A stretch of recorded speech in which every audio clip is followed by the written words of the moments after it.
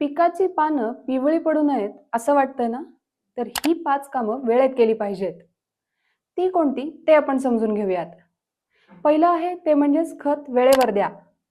पेरणीनंतर 15 ते 20 दिवसांनी पहिला हप्ता आणि मग सल्ल्यानुसारच पुढचे. जास्त खत दिलं तर पानं जळतात.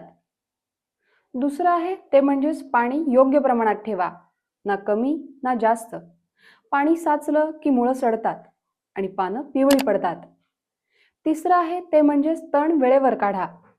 तणाने खत आणि अन्नद्रव्य चोरली की झाड कमकुवत होतं. चौथं आहे ते म्हणजेच रोग आणि कीड वेळीच ओळखा.